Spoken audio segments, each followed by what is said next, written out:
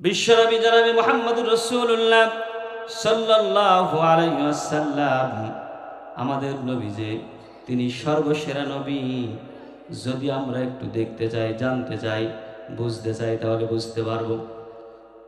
বিশ্বনবীকে নবীর সাথে দেখা করবেন আল্লাহ রাব্বুল আলামিন জিবরাইল আলাইহিস সালাতু ওয়াস সালামকে পাঠিয়ে দিলেন, ও জিবরাইল যাও যাও আমার দোস্ত মুহাম্মদুর রাসূলুল্লাহ সাল্লাল্লাহু আলাইহি ওয়াসাল্লামকে নিয়ে আসো।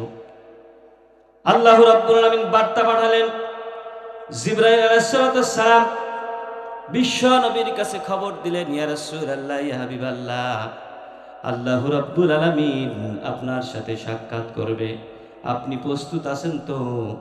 এই না বলে রাসূল করিম সাল্লাল্লাহু আলাইহি ওয়াসাল্লামকে আল্লাহর সাক্ষাৎ করার জন্য নিয়ে যাওয়া হলো। সাক্ষাৎ শেষ হলো, আবার যখন ফিরে আসলেন, যখন কাবার সামনে কাবার চত্বরে বসা, এমত অবস্থায় আবু জেহেল সকাল সকাল উঠে যেয়ে বলে, দেখি তো একটু টেস্ট করে, মুহাম্মদ তো অনেক দামি দামি কথা বলে, মানুষদেরকে সুন্দরভাবে মোটিভেশন করতে পারে। যে বলে, বাবাজি, ও ভাতিজা, তোমাকে একটু টেস্ট করতে চাই, তুমি আজকে বলো দেখি, তোমার কাছে তো অনেক অন্যরকম কথাবার্তা শোনা যায়, অনেক মোটিভেশন করা কথাবার্তা শোনা যায়, তুমি সুন্দর সুন্দর কথা বলে মানুষদেরকে তোমার প্রতি আকৃষ্ট করো, আজকে তোমার কাছে কোনো নতুন কথা আছে নাকি? এই কথা বলার সাথে সাথে আল্লাহর নবী বিশ্বনবী বললেন, ও চাচা, তুমি আমার চাচা হও, কিন্তু তোমার কাছে বলি শোনো, এই মুহূর্তে আল্লাহ রাব্বুল আলামিন আমাকে, এই মুহূর্তে আল্লাহ রাব্বুল আলামিন আমাকে এই কাবা থেকে মসজিদুল আকসায় নিয়ে গেছে, মসজিদুল আকসা থেকে তারপরে প্রথম আসমান থেকে দ্বিতীয় আসমান থেকে তৃতীয় আসমান, এইভাবে করে সিদরাতুল মুনতাহা থেকে সেখানে আরশে আজিম পর্যন্ত আমি পৌঁছে গেছি। আল্লাহ রাব্বুল আলামিনের সাথে সাক্ষাৎ করেছি। আল্লাহ রাব্বুল আলামিন ফেরেশতাদের মধ্য দিয়ে আমাকে জান্নাত পরিদর্শন করিয়েছেন, আবার জাহান্নাম পরিদর্শন করিয়েছেন। শেষ পর্যন্ত সব কিছু দেখাশোনা শেষ করে এই মুহূর্তে আমি এখানে বসলাম, আর তুমি আমার কাছে আসলে। আবু জেহেল বলছে, আশ্চর্য ব্যাপার, হে কি কথা, আমি শুনতে চালাম যে তোমার কাছে নতুন কোনো তথ্য আছে নাকি, যে এমন তথ্য দিল এ তো পাগলেও বিশ্বাস করবে না, যে এই মুহূর্তে ইনি এখান থেকে গেছে মসজিদুল আকসা থেকে আবার ফের চলে গেছে প্রথম আসমান থেকে দ্বিতীয় আসমান থেকে তৃতীয় আসমান পার হয়ে চতুর্থ, পঞ্চম, ষষ্ঠ, সপ্তম, এরপরে সিদরাতুল মুনতাহা, তারপরে আবার আরশে আজিম, ওখানে যেই আবার জান্নাত জাহান্নাম দেখেছে, তারপরে এখন এসেছে। কত সময়ের ব্যাপার। আরে বলছে কে? পাগল। তোমার চাইতে পাগল আর এই জগতে নেই। আমার রাসূল কি পাগল ছিল বলেন? আমার ভাইয়েরা, সাথে সাথে আবু জেহেল বলল, এই সংবাদটা আমি এখনই তোমার যে বিশ্বাস করে সবচাইতে কাছের মানুষ তার কাছে পৌঁছে দিয়ে আসি। এই বলে সাথে সাথে চলে গেল আবু বকরের কাছে। যে বলে, ও আবু বকর, শোনো, তোমরা যার অনুসরণ করে চলছো, যার কথা মতো চলছো, তোমরা আজকে সমস্ত কিছু ভুলে গেছো। বাপ দাদার ধর্ম ত্যাগ করে আজকে তোমরা যার ধর্ম পালন করছো, সেই ব্যক্তি যে এত সুন্দরভাবে কথা বলে মানুষদেরকে বুঝাইতে পারে মিথ্যা কথা বলে, তাহলে তুমি একটু শোনো, এই মুহূর্তে আমি আসলাম ওই আব্দুল্লাহর ছেলে মুহাম্মদের কাছ থেকে। মুহাম্মদ বলে, সে নাকি এখান থেকে মসজিদুল আকসায় গেছে, মসজিদুল আকসা থেকে সাথে সাথে আবার প্রথম আসমান, দ্বিতীয় আসমান পেরিয়ে এইভাবে করে এক কথায় আরশে আজিম পর্যন্ত যে আল্লাহর সাথে সাক্ষাৎ করেছে, জান্নাত দেখেছে, জাহান্নাম পরিদর্শন করে এই মাত্র সে এসে বসেছে। আর আমি তার কাছে জিজ্ঞাসা করি, তুমি বলো, আসমানের নিচে জমিনের উপরে এমন বোকা মানুষ আর পৃথিবীতে আছে কিনা? আবু বকর কি বলেছিলেন যে বোকা মানুষ? আবু বকর বললেন, যদি আমার রাসূল বিশ্বনবী মুহাম্মদ রাসূলুল্লাহ সাল্লাল্লাহু আলাইহি ওয়াসাল্লাম এই কথা নিজ জবান দিয়ে যদি বলে থাকে, তাহলে আমি বলে দিলাম সামি'না ওয়া তা'না, আল্লাহর নবী যদি বলে মেনে নাও, আমি এটার সাথে সাথেই মেনে নিলাম, এতে কোনো সন্দেহ আমার নাই। সুবহানাল্লাহ। কালকে যে বললেন নাকি নাকি বাড়ি যেয়ে বলবেন? আর জোরে বলুন সুবহানাল্লাহ। আমার ভাইরা, শুধু এখানেই শেষ নাই। বিশ্বনবী মুহাম্মদ রাসূলুল্লাহ সাল্লাল্লাহু আলাইহি ওয়াসাল্লাম তিনি যে সর্বসেরা নবী, আর প্রমাণ করতে গিয়ে যদি আমরা একটু লক্ষ্য করি, আল্লাহর নবী বিশ্বনবী মুহাম্মদ রাসূলুল্লাহ সাল্লাল্লাহু আলাইহি ওয়াসাল্লাম মিরাজে যাওয়ার পথে যখন তিনি প্রথম আসমান পেরিয়ে তৃতীয় আসমান, দ্বিতীয় আসমান, তৃতীয় আসমানে গেলেন, সেখানে যে অনেক নবীদের সাথে সাক্ষাৎ হলো। আর সেই সমস্ত নবীরা অনেক নবীদের সাথে সাক্ষাৎ হওয়ার কারণে নামাজ আদায় করার কথাও আল্লাহ পাক রব্বুল আলামিন ঘোষণা করলেন। আল্লাহর নবী বিশ্বনবী মুহাম্মদুর রাসূলুল্লাহ সাল্লাল্লাহু আলাইহি ওয়াসাল্লাম তাকিয়ে দেখছেন চারিদিকে কে ইমামতি করবে। সেখানে অনেক বড় বড় নামি দামি অনেক পয়গম্বরেরা সেখানে উপস্থিত। মুসা আলাইহিস সালাম আছেন, ইব্রাহিম আলাইহিস সালাম আছেন, ঈসা আলাইহিস সালাম, ইব্রাহিম আছেন, অনেক দাউদ আলাইহিস সালাম আছেন। এইভাবে করে অনেক নবীরা সেখানে উপস্থিত। তিনি তাকিয়ে তাকিয়ে দেখছেন কে ইমামতি করবে, কে ইমামতি করবে। এমন সময় জিবরাইল আলাইহিস সালাম এসে বলে, ইয়া রাসূলুল্লাহ, ইয়া হাবিবাল্লাহ, আল্লাহ রাব্বুল আলামিনের পক্ষ থেকে নির্দেশ এসেছে, এই পয়গম্বরদের পর্যন্ত ইমামতির দায়িত্ব আমার আল্লাহ রাব্বুল আলামিন আপনার উপরে দিয়ে দিয়েছেন। তাও সুবহানাল্লাহ বলুন না, আরো জোরে বলুন সুবহানাল্লাহ। আমার ভাইরা, তাহলে এখানেও বোঝা গেল আমার নবী হলো সর্বসেরা নবী, আমার নবী হলো নবীদের নবী, নবীদের পর্যন্ত নেতা। সুতরাং সেই নবীর উম্মত হিসাবে আল্লাহ রাব্বুল আলামিন আমাকে আপনাকে প্রেরণ করেছেন, আমাকে পাঠিয়েছেন। সেই জন্য নবীর যেমন দায়িত্ব, নবীর উম্মতদেরও ঠিক তেমনই দায়িত্ব পালন করা লাগবে। লাগবে কিনা? লাগবে। নাকি ঘুমিয়ে থাকতে হবে? ঘুমিয়ে থাকা যাবে না, আমাদেরও দায়িত্ব পালন করতে হবে। তার কারণ হলো আল্লাহ রাব্বুল আলামিন নিজেই ঘোষণা করেছেন, আহাসিবান নাসু আইয়ুতরাকু আইয়াকুলু আমান্না ওয়া হুম লা ইফতানুন, যে মানুষেরা কি মনে করে নিয়েছে যে আমি ঈমান এনেছি এই কথা বলেই পার পেয়ে যাব? অসম্ভব। ঈমান এনেছি বলে এই কথা পার পাওয়া যাবে না, পরীক্ষা আমাদেরকে দিতেই হবে। ঠিক কিনা আমার ভাইরা? তাহলে সেই পরীক্ষা যদি দিতে হয়, আল্লাহ রাব্বুল আলামিনের এই জগতে বিভিন্ন ধরনের মানুষ, বিভিন্ন প্রকৃতির মানুষ আছে, অনেক লোভ লালসা দেখানোর মানুষ আছে। সেই লোভ লালসায় যদি আপনি পড়ে যান, সেই সাথে সাথে যদি আপনি খারাপ পথে চলে যান, শয়তানের ধোঁকায় পড়ে চলে যান, কাল কিয়ামতের ময়দানে আমার আল্লাহ রাব্বুল আলামিনের দরবারে আপনার দাঁড়াতে হবে। সেদিন কোনো অজুহাত চলবে না, কোনো কিছুই ছাড় দেওয়া হবে না। সেই দিন আপনার ফয়সালা জাহান্নাম হয়ে যাবে।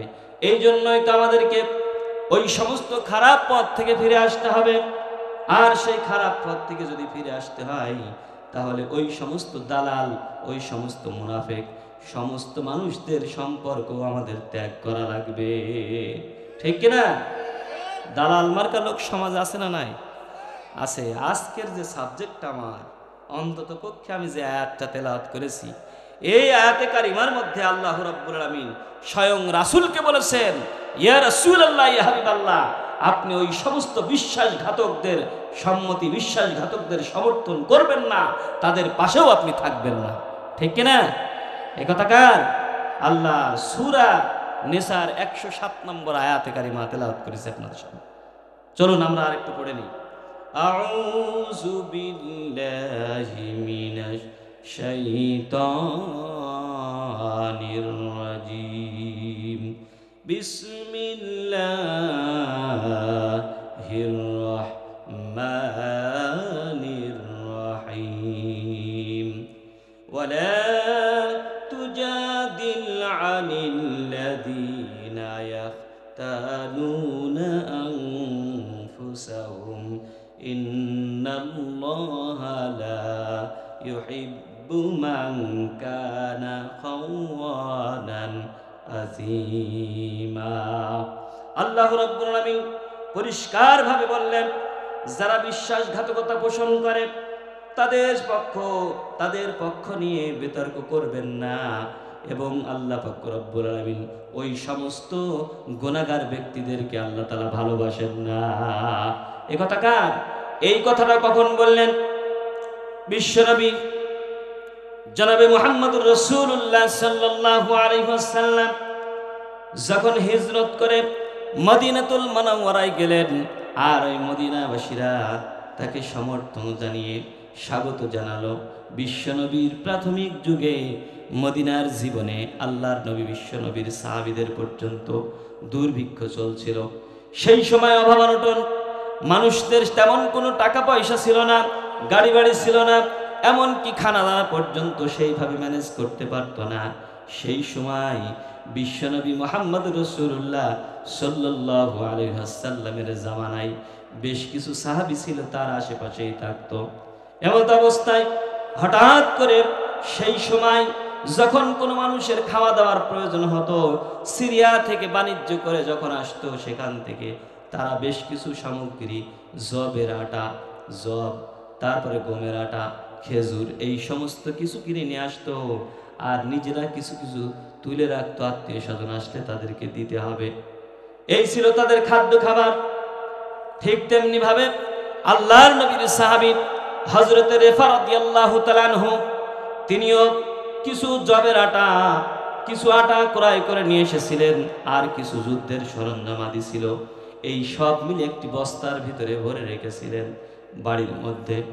হঠাৎ করে সকালবেলা যখন হলো, সকাল হওয়ার সাথে সাথে তিনি বাড়ির পিছন দিকে যেয়ে দেখে বাড়ির ভিতর থেকে শীত কেটে তার আটার বস্তাটা কে জানি চুরি করে নিয়ে গেছে। যখনই চুরি করে নিয়ে গেল, এই খবর বিভিন্ন জায়গায় যখন ছড়িয়ে পড়লো, আশেপাশের বাড়ির মধ্যে যখন ছড়িয়ে পড়লো, সেই সময় আস্তে করে এই রেফা রাদিয়াল্লাহু তাআলা আনহু নিজের ভাতিজা হযরতে কাতাদা রাদিয়াল্লাহু তাআলা আনহু, তারা চাচা ভাতিজা কিন্তু বন্ধু সুলভ আচরণ হতো। ডাক দেয় ভাতিজা, ও কাতাদা, আমার তো একটি ঘটনা ঘটে গেছে। বিষয়টা হলো, আমি তো সিরিয়া থেকে আটা ক্রয় করে নিয়ে এসেছিলাম। আমার বাড়িতে কোনো মেহমান আসবে, তাকে আমি একটু মেহমানদারি করাবো, এবং আমার যুদ্ধের সরঞ্জামাদি বেশ কিছু লহবর্ম পর্যন্ত সেই আটার বস্তার ভিতরে লুকিয়ে রেখেছিলাম। কিন্তু আজকে রাত্রেবেলা কে জানি আমার গাড়ির থেকে শীত কেটে এই আটার বস্তাটা চুরি করে নিয়ে গেছে। আমি তো কাউকেই কিছু বলতে পারছি না। এই না বলার পরে যখন একজন দুইজন করে এইভাবে জানাজানি হয়ে গেল, হঠাৎ করে পাশ থেকে একজন এসে বলে, ভাই, বুঝতে পেরেছি, আমরা দেখেছি একজন সাহাবীর বাড়ি, একজনের বাড়িতে এই রাত্রেবেলা আগুন জ্বলছিল। আমাদের মনে হয়েছে এই ব্যক্তির বাড়িতে এই আটা দিয়ে রুটি বানানো হয়েছে, তার বাড়ি খাওয়া দাওয়া চলছিল, এটাই আমার মনে হয়েছে।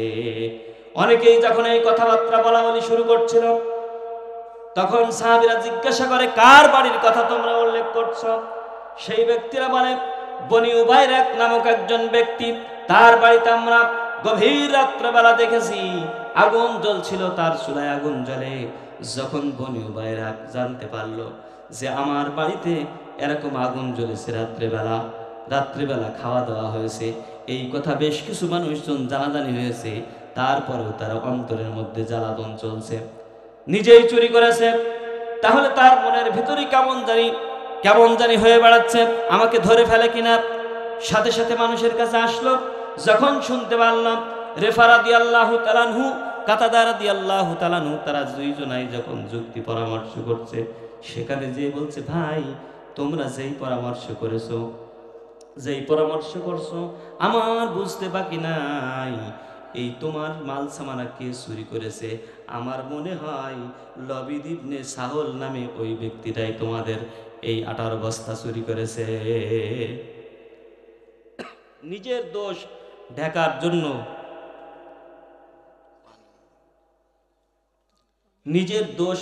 জন্য বললেন, লবিদ ইবনে সাহল নামক একজন সাহাবীর নাম উল্লেখ করলেন যে ইনি আপনার আটা হয়তো চুরি করেছে, নিজের চুরিটা ঢাকার জন্য। আমার ভাইরা, লবিদ ইবনে সাহল এই ব্যক্তি ছিল একটু ঠোঁট কাটা টাইপের, যা কিছু হবে মুখের উপরে বলে দেবে, কোনো ঢ্যাক ডুক তার কাছে নাই। সেই ব্যক্তি যখন বাড়িতে বসে বসে শুনতে পারলো যে তাকে একটু দোষ দেওয়া হচ্ছে, তাকে একটু দোষারোপ করা হচ্ছে, কি কারণে দোষারোপ করা হচ্ছে এই না চিন্তা করে, তখন সেই ব্যক্তি খোলা তরবারি, কোষ থেকে তরবারি বের করে মানুষের কাছে দৌড়াতে দৌড়াতে আসে, আর রেফা রাদিয়াল্লাহু তাআলা আনহুর কাছে এসে বলে, ভাই রেফা, তোমার কাছে বলি শোনো, আমার নামে কে দোষ দিচ্ছে যে আমি এই কাজ করেছি, তার প্রমাণ করে দিতে হবে। যদি প্রমাণ না করে আমি তার মাথা তার ধরে রাখতে পারবো না। কে বলেছে এই কথাটা আমাকে একটু জানাতে হবে, যদি জানাও তার আমি দ্বিখণ্ডিত করব।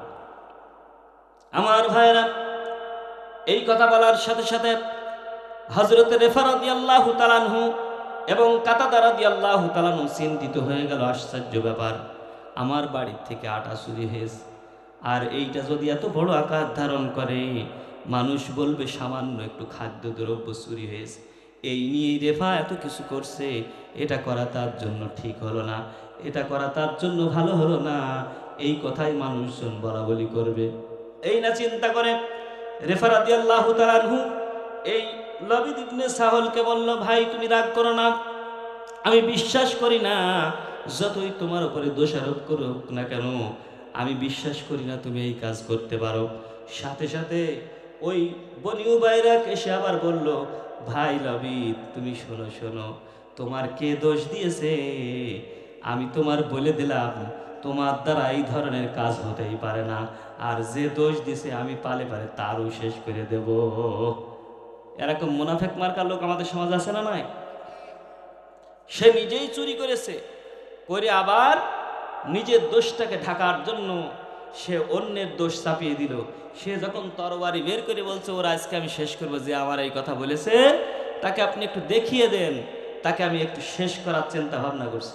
তখন ওদিকে কিছু অবস্থা বেগতিক, তখন বলছে, ভাই তোমার এত বড় সাহস, সে তোমার দোষ দেয়, এত বড় স্পর্ধা, আমিও তাকে শেষ করবো, চলো দেখি। তোমার তো দোষ দিতে পারবে না কেউ, তুমি এই ধরনের কাজ করতেই পারো না। আমার ভাইরা, এই কথা যখন বললেন, সাথে সাথে রেফা রাদিয়াল্লাহু তাআলা আনহু, কাতাদা রাদিয়াল্লাহু তাআলা আনহু, চাচা ভাতিজা মিলে দুইজনেই বলছে, ভাই তোমরা রাগারাগি করো না, তোমরা হট্টগোল করো না, আমাদের কোনো অভিযোগ নাই, আমরা কোনো মানুষের জন্য দোষারোপ করতে চাই না। এই যে আমার আটা চুরি করে নিয়েছে আমার কোনো দুঃখ নাই, কিন্তু আমার প্রশ্ন হলো, বিশ্বনবী জনাবে মুহাম্মদুর রাসূলুল্লাহ সাল্লাল্লাহু আলাইহি ওয়াসাল্লাম যদি যুদ্ধের ডাক দেয়, তাহলে সেই যুদ্ধের ময়দানে যদি যেতে হয়, আমার ওর ভিতরে বেশ কিছু লোহবর্ম আছে, আমার যুদ্ধের সরঞ্জামাদি আছে, এই যুদ্ধের সরঞ্জামাদিগুলো যদি আমি পাই তাহলে আমার জন্য একটু ভালো হয়। এই জন্যই আমি আমার ভাতিজার সাথে একটু আলাপ আলোচনা করেছি, তাছাড়া খাদ্যদ্রব্য নিয়ে গেছে এতে আমার কোনো আপত্তি নাই। এই কথা বলার সাথে সাথে চোরের মন পুলিশ পুলিশ, বনি উবাইরাকের মন ভালো থাকে না, মুনাফিক সাহাবী তার মনটা ভালো নেই, চিন্তা করে এই কথা যদি বিশ্বনবী জনাবে মুহাম্মদুর রাসূলুল্লাহ সাল্লাল্লাহু আলাইহি ওয়াসাল্লামের কাছে পৌঁছে যায়, আমি তো মুখ দেখাতে পারবো না। কারণ হলো, যখন বিশ্বনবী মদিনাতুল মুনাওয়ারায় আসলেন, আসার সাথে সাথে আমি তো তার হাতে হাত রেখে মুসাফা করেছিলাম, সব সময় তার পাশে থাকার চেষ্টা করি, যখন যেটা বলে সেটাই করার চেষ্টা করি, কিন্তু আমার চুরির কথাটা যদি রাসূলের কাছে পর্যন্ত পৌঁছে যায়, তাহলে আমি কিভাবে মুখ দেখাবো? আমার মুখ দেখানোর কোনো অবস্থা থাকবে না। এই না বলে বিশ্বনবীর কাছে খবর পৌঁছানোর আগে নিজে নিজেই করলো কি, নিজ থেকেই সেই আটার বস্তাটার থেকে কিছু আটা বের করে একজন ইহুদির বাড়ি পর্যন্ত ছিটাইতে ছিটাইতে আটা নিয়ে গেছে। রাসূল সাল্লাল্লাহু আলাইহি সাল্লামের কাছে খবর পৌঁছানোর আগেই একজন ইহুদিকে দোষারোপ করার জন্য, নিজের চুরিটাকে ঢাকার জন্য রেফার বাড়ির থেকে একদম ইহুদির বাড়ি পর্যন্ত আটা ছিটাইতে ছিটাইতে গেছে। রাসূলের কাছে যে বলেন, ইয়া রাসূলুল্লাহ, ইয়া হাবিবাল্লাহ, যখন আপনি মদিনায় এসেছিলেন আমি আপনার হাতে সর্বপ্রথম হাত দিয়েছিলাম, আপনার পাশে পাশে আমি সব সময় থাকি। আমার মতন সাহাবী আর কিডা আছে দেখেন, সুখে দুঃখে সব সময় আপনার কাছে কাছে থাকি।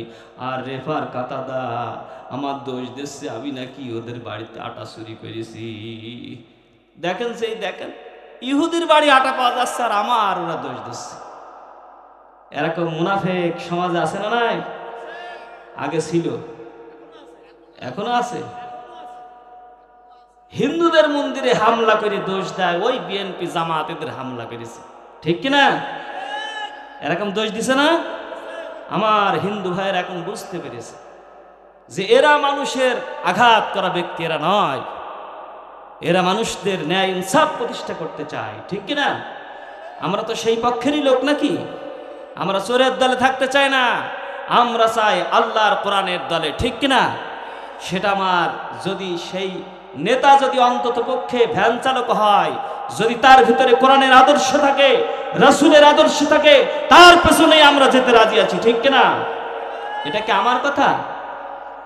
আল্লাহ রাব্বুল আলামিন কোরআনের মধ্যেই বলেছেন, ইয়া আইয়ুহাল্লাযীনা আমানু আতিউল্লাহা ওয়া আতিউর রাসূল ওয়া উলিল আমরি মিনকুম।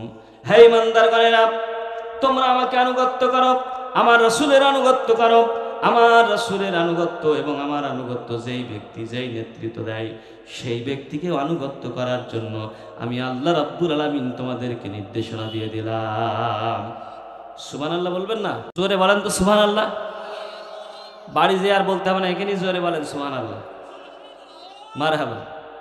আমার ভাইরা, এই কথা যখন রেফা রাদিয়াল্লাহু তাআলা আনহু, কাতাদা রাদিয়াল্লাহু তাআলা আনহুর বাড়ি থেকে ছিটিয়ে ছিটিয়ে ইহুদির বাড়ি পর্যন্ত নিয়ে গেল, রাসূলের কাছে কেঁদে কেটে বলে, কান্নাকাটি করে বলে, ইয়া রাসূলুল্লাহ, ইয়া হাবিবাল্লাহ, বিশাল অভিনয়, যদি আমি এই কাজ করে থাকি এই দুনিয়ায় আমার থাকার দরকার নেই, এই দেশে আমি থাকবো না, সিরিয়ায় চলে যাবো প্রয়োজনে। এই কথাগুলো বলল, কিন্তু আল্লাহ রাব্বুল আলামিন ওই মুনাফিকের দোয়া কবুল করেছেন।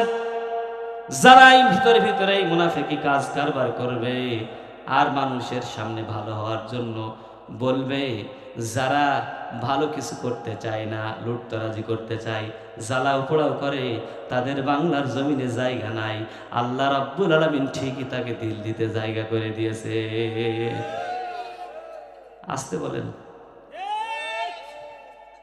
ভয় করছে নাকি? এখনো ভয় করার কিছু নেই, আর আমার আপার আসার ক্ষমতা নেই। যেই ব্যক্তিটা এক গ্লাস পানি খাতে গেলে অন্তত পক্ষে ৭০ জায়গায় চেক হয়, তার যদি বাড়ির থেকে বাসার থেকে বের হতে হয় অন্তত পক্ষে ১ কিলোমিটার রাস্তা নাই, তার গণভবন থেকে তার প্রধানমন্ত্রীর কার্যালয় এটা ১ কিলোমিটারও নাই, অথচ যখন বের হয় ১ ঘন্টা আগে সমস্ত রাস্তাঘাট বন্ধ করে দিয়ে তারপরে তার ওই রাস্তায় চলতে হয়। আর যেই লোকটা পিছনের দরজা দিয়ে পালিয়ে গেল সে আবার ফিরে আসবে, এ কথা ভাবলেন কি করে আপনারা? বলেন তো, আবার ফিরে আসবে? বিপদে ফেলছে তো তাদের, যারা ভাবছে মনে মনে এই কথা যে আপা এই চলে এলো এই চলে এলো, এরাই সবচেয়ে বিপদে আছে, ঠিক কিনা? ও আসবে না, ও চরম অভিনেত্রী, এত অভিনয় করতে পারে মানুষের সামনে, শেষ পর্যন্ত কেন্দ্রিক কোনো কাজ হয়নি, লাস্টে পালিয়ে যাওয়া লেগেছে। এখনো পর্যন্ত যারা এই ধরনের অপকর্ম করবে তাদেরকে উদ্দেশ্য করে বলতে চায়, যদি কেউ করতে চায় আল্লাহ রাব্বুল আলামিন তাদেরকে এইভাবেই শায়েস্তা করে ছাড়বে, ঠিক কিনা? সেজন্য এদের কাছ থেকে শিক্ষা গ্রহণ করুন। ফেরাউন, হামান, সাদ্দাত, নমরুদের কাছে যাওয়া লাগবে না, বর্তমান স্বৈরাচারের কাছে যেয়ে শিক্ষা গ্রহণ করুন। সে যেইভাবে পালিয়েছে আপনার আমার উপরে অত্যাচার করে, নির্যাতন করে, অন্যায়ভাবে, আমি নাকি কাঁঠালতলায় বোম মেরি, আমি বলে কাঁঠালতলায় বোম মেরেছি, আমার ধরে নিয়ে গেল। আমার এই মালিক সুপার মার্কেট আমার দোকান আছে, নিউ বাংলা ফ্যাশন আমার দোকানের নাম। আমি ওখানে বসে আছি, ভালো মানুষ, আমি ভালো মন্দ যাই হই না কেন, আমি ওখানে বসে আছি। আমি একটু হাঁটতে হাঁটতে সামনের দিকে যাচ্ছি, আর একজন এসে, ভদ্রলোক এসে বলছে যে, ভাই আপনার নাম কি? আব্দুল খালেক। আমি জি, আমার নাম আব্দুল খালেক। বলছে, ওসি স্যার আপনার ডাকছে, থানায় চলেন। আমি আবার এত কি ভাইটার লোক হলাম যে ওসি স্যার আমার ডাকছে। বলছে আপনার এটা যাইতেই হবে। যেই গেলাম ওসি স্যার পর্যন্ত পৌঁছায়নি, গারদের ঢুকি দিয়ে বলছে যে এখানেই থাকে। জেলখানায় নিজে একদিন পরে নিয়ে গেল কোর্টে, নিজে আমাকে বলছে আপনার রিমান্ড শুনানি আছে আজকে। আমার অপরাধ কি? অপরাধ আপনারা মৌলানা আজিজুর রহমান, আপনি আরো অনেকেই মিলেঝিলে প্রায় 40 জন 45 জন লোক আপনারা বোম মেরে জ্বালাও পোড়াও তৈরি করেছেন, সেখান থেকে স্পটে আপনাদেরকে গ্রেপ্তার করা হয়েছে। আমি ওই কেসের আয়োকে জিজ্ঞাসা করব মনে মনে করলাম, সে লজ্জায় আমার পান তাকাই না, তাকাতেই পারছে না। এরকম অন্যায়, এই জুলুম আল্লাহ রাব্বুল আলামিন সহ্য করে নাই। আমার ছোট্ট সন্তান, আমার দুইটা, একটা ছেলে একটা মেয়ে, আমার ছোট্ট সন্তান 3 বছরের এক ছেলে, সে পুলিশের নাম শুনলে এখন ভয় পায় যে আমার আব্বুকে মনে হয় ধরে নিয়ে গেছে। এরকম হাজারো সন্তান যাদেরকে আপনি আতঙ্ক করে রেখেছেন, এমন হাজারো পরিবার যাদেরকে আপনি আতঙ্ক করে রেখে গেছেন। সুতরাং এর থেকে আমাদেরকে শিক্ষা গ্রহণ করতে হবে। কুলিল্লাহুম্মা মালিকাল মুলকি তুতিল মুলকা মান তাশা ওয়া তানজিউল মুলকা মিম্মান তাশা ওয়া তুইজ্জু মান তাশা ওয়া তুযিল্লু মান তাশা। এটা কার কথা? আল্লাহ রাব্বুল আলামিনের কথা। হে নবী, আপনি বলুন, এই বিশ্ব জগতের মালিক হলো আমার আল্লাহ। তিনি যাকে খুশি তাকে এই রাজত্ব দান করে, আবার যাকে খুশি তাকে এই রাজত্ব ছিনিয়েও নিতে পারে, ঠিক কিনা? সেটা তো আমরা দিবালোকের মতো সত্য দেখতে পেলাম। তাহলে এত তাকব্বারি কিসের ভাই? এ তো আমার, ও তা আমার, এ করতে হবে, তা করতে হবে, এই সব বাদ দেন, এক আল্লাহর ভয় করেন। আপনি মরে যাওয়ার সাথে সাথে আপনার 5 মিনিটের জন্য আপনার স্ত্রী বলবে না আজকে আমার কাছে 5 মিনিট একটু শুয়ে থাকো, 40 বছর অন্তত পক্ষে সংসার করলাম, ভাই তোমরা 5টা মিনিট আমার কাছে রাখো, এ কথা বলবে নাকি? বলবে যত দ্রুত সম্ভব তাকে কবরস্থ করো, ঠিক কিনা? তাহলে এই সব তন্ত্র মন্ত্র বাদ দেন, আল্লাহর কোরআনের কাছে ফিরে আসেন, রাসূলের আদর্শের কাছে ফিরে আসেন। যদি আসেন তাহলে লাভটা কি হবে? আল্লাহ রাব্বুল আলামিন সেটাও কোরআনের মধ্যে জানিয়ে দিলেন, ইয়াগফির লাকুম যুনুবাকুম ওয়া ইউদখিলুকুম জান্নাতিন তাজরি মিন তাহতিহাল আনহার। আমি ওই সমস্ত মানুষদেরকে মাফ করে দেব, ক্ষমা করে দেব, আর তাদের জন্য আমি আল্লাহ রাব্বুল আলামিন সুসজ্জিত জান্নাত উপহার দিয়ে দেব, যার তলদেশ দিয়ে নহর প্রবাহিত হবে। সুবহানাল্লাহ বলেন জোরে, আরো জোরে বলুন সুবহানাল্লাহ। আমার ভাইরা, তাহলে সেই রেফা রাদিয়াল্লাহু তাআলা আনহু, কাতাদা রাদিয়াল্লাহু তাআলা আনহু যখন রাসূলের কাছে, বনি উবাইরাক মুনাফিক সাহাবী যখন আল্লাহর নবীর কাছে অভিনয় করে করে বলল, ইয়া রাসূলুল্লাহ, ইয়া হাবিবাল্লাহ, আমি আপনার এত আনুগত্য করি, এত পাশে থাকি, অথচ ওই ব্যক্তিরা আমাকে যেইভাবে অপবাদ দিল, যেইভাবে আমার বদনাম ছড়াতে লাগলো, আসলে আমি এই কাজ করি নাই। যখন এই কথা বললাম, বিশ্বনবী জনাবে মুহাম্মদুর রাসূলুল্লাহ সাল্লাল্লাহু আলাইহি ওয়াসাল্লাম কাতাদাকে ডাক দিলেন, রেফা রাদিয়াল্লাহু তাআলা আনহুকে ডাকলেন, ডেকে বললেন, ও আমার সাহাবী, তোমরা শোনো, একজন নির্দোষ মানুষকে যদি দোষিত করা হয়, একজন নির্দোষ মানুষকে যদি দোষ দেওয়া হয়, আল্লাহ রাব্বুল আলামিনের পক্ষ থেকে তাদের উপরে লানত বর্ষিত হবে। তোমরা কেন, কি কারণে এইভাবে করে একজন ভালো মানুষকে দোষারোপ করছো? তার কাছে ব্যাপক প্রমাণাদি আছে যে সে এই কাজটা করে নাই, চুরি করে নাই, বরঞ্চ একজন ইহুদি এই চুরির কাজটা করেছে, তোমার বাড়ির থেকে তার বাড়ি পর্যন্ত আটা ছিটাতে ছিটাতে গেছে। এটা কি তার প্রমাণ নয়? কিসের জন্য তোমরা তাকে দোষারোপ করলে? বিশ্বনবীর কাছে বললেন, ইয়া রাসূলুল্লাহ, ইয়া হাবিবাল্লাহ, আমরা তো তাকে দোষারোপ করি নাই, আমরা তার কোনো কথাও বলি নাই, কিন্তু আপনার কাছে আমাদের আবেদন হলো, আমাদের কথা হলো এটাই, আপনার কাছ পর্যন্ত এই কথাটা চলে এসেছে, আমরা চাই না আপনার কাছে এই কথাটা আসুক। এই আটা চুরি করা, একজন মানুষ খাওয়া দাওয়া করবে, আর সেই খাওয়া দাওয়া করার কারণে সেই ব্যক্তিটি যদি সুস্থ থাকে আমাদের কোনো আপত্তি ছিল না, কিন্তু এই কথা আপনার কাছে চলে এসেছে, কিন্তু বিশ্বনবীর কাছে বললেন, ইয়া রাসূলুল্লাহ, ইয়া হাবিবাল্লাহ, আপনি শুনুন, আপনার কাছে যে অভিযোগ এসেছে একজন ইহুদির উপরে দায় চাপানো হচ্ছে। আমরা ক্লিয়ার করে বলতে চাই, পরিষ্কারভাবে বলতে চাই, এই ইহুদি আটা চুরি করার সাথে তার কোনো সম্পর্ক নাই। তিনি বললেন, এই আটা চুরির সাথে ইহুদির কোনো সম্পর্ক নাই। তার কারণ সেই সময় মদিনায় ইহুদির শক্তি ছিল একটু কম, এই কারণে দুর্বল মানুষ তো তার উপরে চাপিয়ে দেওয়া হচ্ছে। আমার ভাইরা, বিশ্বনবী জনাবে মুহাম্মদুর রাসূলুল্লাহ সাল্লাল্লাহু আলাইহি ওয়াসাল্লাম যখন এই কথা শুনলেন, সাথে সাথে আবার সাহাবীদের উদ্দেশ্যে বললেন, ও আমার সাহাবীরা রে, তোমরা কিসের জন্য আমার সাথে এইভাবে কথা বলছো? তোমরা কি জানো না সেই ইহুদির দ্বারাই কাজ সংগঠিত হতে পারে? তোমরা কি বোঝো না সেই ইহুদির দ্বারাই কাজ সংগঠিত হতে পারে? তারা বলল, ইয়া রাসূলুল্লাহ, ইয়া হাবিবাল্লাহ, আপনি একটু অপেক্ষা করেন, আমার মনে হয়, আমাদের মনে হয় আল্লাহ রাব্বুল আলামিনের পক্ষ থেকে আপনার কাছে বার্তা চলে আসবে। বিশ্বনবী মুহাম্মদ রাসূলুল্লাহ সাল্লাল্লাহু আলাইহি ওয়াসাল্লাম ওই ইহুদি আটা চুরি করেছেন, এই দোষে দোষারোপ করার কারণে রাসূল সাল্লাল্লাহু আলাইহি সাল্লাম এক প্রকার প্রস্তুতি নিয়ে ফেলেছেন। কোরআনের আইন অনুযায়ী চোরের হাত কাটা হবে, এই জন্য রাসূল প্রস্তুতি নিয়ে নিচ্ছেন। এমত অবস্থায় আল্লাহ রাব্বুল আলামিন একটু জিকির করি, লা ইলাহা ইল্লাল্লাহ।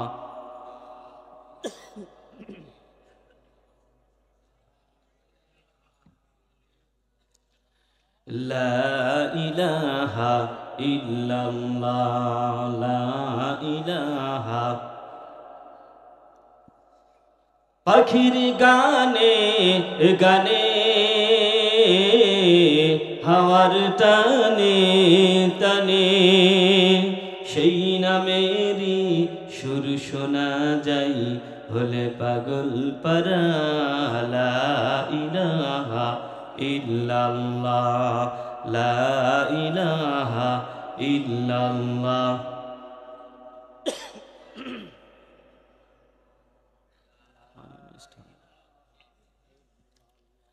লা ইলাহা ইল্লাল্লাহ মুহাম্মাদুর রাসূলুল্লাহ সাল্লাল্লাহু আলাইহি ওয়াসাল্লাম। সম্মানিত ভাইরা, রাসূল করিম সাল্লাল্লাহু আলাইহি ওয়াসাল্লাম প্রস্তুতি নিয়ে ফেলেছেন যে এই ইহুদির হাত কাটতে হবে। বিশ্বনবীর কাছে সাহাবীরা বললেন, ইয়া রাসূলুল্লাহ, ইয়া হাবিবাল্লাহ, আপনার কাছে আমাদের একটু অনুরোধ, আপনি একটু অপেক্ষা করেন। আমার মনে হয় আল্লাহ রাব্বুল আলামিনের পক্ষ থেকে এর ফয়সালা অবশ্যই আসবে। বিশ্বনবী মুহাম্মদ রাসূলুল্লাহ সাল্লাল্লাহু আলাইহি সাল্লাম অপেক্ষা করলেন। এই ফাঁকে বনী উবাইরা চলে গেল, হাসতে হাসতে হাসতে হাসতে সেখান থেকে চলে গেল এবং চিন্তা করল, আমি তো সক্ষম হলাম, আমি একজন মানুষ, তাদেরকে মিথ্যা দিয়ে আমার চুরিটাকে বন্ধ করে দিয়েছি, ইহুদিকে প্রমাণ করে ফেলেছি। ইহুদি হলো আসল চোর, সেই প্রমাণটা তো আমি করতে পেরেছি। আনন্দ উল্লাসে মদ খাইতে শুরু করলো, গাঁজা খাইতে শুরু করলো, নেশাদ্রব্য পান করা শুরু করলো। এমত অবস্থায় তার কাছে আবার খবর পৌঁছে গেল, বিশ্বনবী তোমাকে ডাকেন। এই কথা বলার সাথে সাথে আবার যখন চলে আসলো, ইতিমধ্যেই আল্লাহর নবী বিশ্বনবীর কাছে আল্লাহ পাক রব্বুল আলামিন বার্তা পৌঁছে দিয়েছেন। যে আয়াতটা আপনাদের সামনে পড়লাম, সূরা নিসার 7 নম্বর আয়াতে কারিমার মধ্যে আল্লাহ ঘোষণা করলেন, ওয়ালা তুজাদিল আনিল্লাযীনা ইয়াখতানুনা আনফুসাহুম ইন্নাল্লাহা লা ইউহিব্বু মান কানা খাওয়ানান আসীমা। আল্লাহ রাব্বুল আলামিন বললেন, ও নবী, আপনি ওই সমস্ত বিশ্বাসঘাতকতা যারা পোষণ করে ওই সমস্ত ব্যক্তিদের পক্ষপাতিত্ব করবেন না, তাদের পক্ষে যাবেন না। আর কারণ হলো আল্লাহ রাব্বুল আলামিন এই সমস্ত মুনাফিকদেরকে ভালোবাসেন না, এই সমস্ত গুনাহগারদের ভালোবাসেন না, সেটাই আল্লাহ পাক রব্বুল আলামিন ঘোষণা করে জানিয়ে দিলেন। এবং প্রমাণিত হলো বনী উবাইরা কিশোর শেষ পর্যন্ত রাসূলের কাছে যখন আসলো, বিশ্বনবী সাথে সাথে বলল, বনি উবাইরা, এতক্ষণ পর্যন্ত তুমি যে আমার সাথে বেয়াদবি করলা, আমার সাথে যেই ধরনের মিথ্যাচরণ করলা, তোমাকে শাস্তি দেব, তোমাকে কি করব এখন তুমি বুঝবা ঠেলা। এই না বলার পর বনি উবাইরা চিন্তিত হয়ে গেল। আশ্চর্য ব্যাপার, কে জানলো, কিভাবে জানলো? বনি উবাইরা সেখান থেকে চলে গেল। সাথে সাথে যাওয়ার পরে যেই দোয়া বনি উবাইরা করেছিল, ইয়া রাসূলুল্লাহ, ইয়া হাবিবাল্লাহ, যদি আমি এই ধরনের কাজ করে থাকি, আমি যেন এই দুনিয়ায়, এই দেশে না থাকি, অন্য দেশে যেন চলে যাই। এই কথা বলার সাথে সাথে আল্লাহ রাব্বুল আলামিন ঠিকই তার দোয়া কবুল করেছে। মদিনার থেকে সে আবার ওই সমস্ত কাফের মুশরিক মক্কাবাসীদের কাছে যে হাজির হয়েছে। তার ওখানে জায়গা হলো না, চলে গেল আবার সেই মক্কাবাসী কাফেরদের সাথে আতাত করতে লাগলো। আমার ভাইয়েরা, শুধু ওখানেই শেষ নাই, ওই সমস্ত কাফের মুশরিকদের সাথে মিশে যেয়ে বলল, আমি তো তোমাদেরই লোক, আমি তোমার সাথেই থাকি, তোমাদের সাথেই থাকি, কিন্তু মুহাম্মদের আচরণ দেখে আমি চেষ্টা করেছিলাম তার পরিবর্তন করানোর জন্য, সে পরিবর্তন হয় নাই। শেষ পর্যন্ত তাকে যখন জায়গা দিল, সে একজন ইহুদি একজন মহিলার বাড়িতে জায়গা করে নিল, তার বাড়িতে থাকলো। থাকার পরে সেখানে অবস্থান করলো। অবস্থান করার পর সেখানে যখন আমরা একটু তাকবীর দিই, লিল্লাহি তাকবীর, লিল্লাহি তাকবীর, নারায়ে তাকবীর, নারায়ে তাকবীর। প্রধান বক্তার আগমন, শুভেচ্ছা, স্বাগতম দামোদাবাসীর পক্ষ থেকে, লাল গোলাপ শুভেচ্ছা। নারায়ে তাকবীর। আপনারা যেভাবে আওয়াজ দিচ্ছেন তাতে করে প্রধান বক্তা বলবে এই এলাকার মানুষ ইসলামী আন্দোলনের সাথে আছে তো নাকি। তার কারণ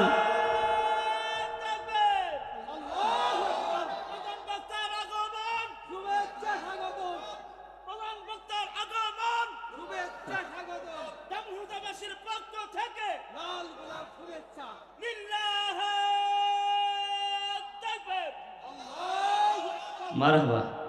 আমার ভাই চলে এসেছে, আমি আলোচনাটা শেষ করতে চেয়েছিলাম। যেহেতু আমার ভাই সাতক্ষীরা থেকে এসেছে, ওনার মাহফিল ছিল ভোলায়, অনেক দূর থেকে এসেছে, তো সেই হিসাবে ওনার কাছ থেকে আমরা অনেক মূল্যবান কথা শুনবো। আমি সূরা নেসার একটা আয়াত তেলাওয়াত করেছিলাম। মূলত এই আয়াতের মধ্যে মুনাফিকদের কিছু আলোচনা আছে, যেটা করতে চেয়েছিলাম, কিছুটা হয়েছে, কিছুটা বাকি আছে। আল্লাহ যদি সুযোগ দেয় আবার হবে ইনশাল্লাহ, ঠিক কিনা?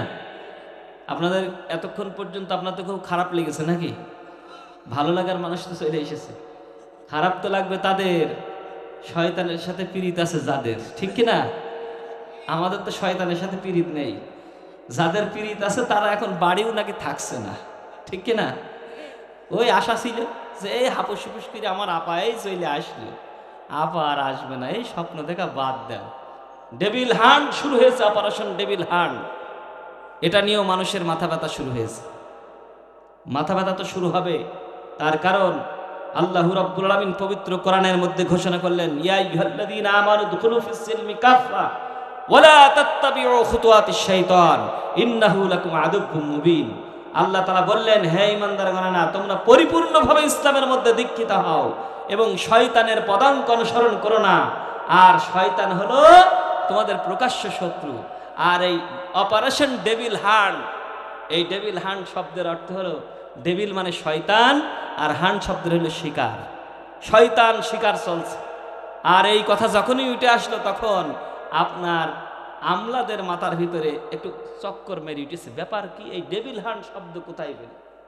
মূলত ডেভিল হান্ট শব্দটা তো এখান থেকে এসেছে, ইন্নাহু লাকুম আদুব্বুম মুবিন। শয়তান আমাদের প্রকাশ্য শত্রু, তাহলে শয়তান ধরে ধরে জাগা মতন দিতে হবে, ঠিক কিনা? Muslim Times 24. Enjoy the Holy Quran.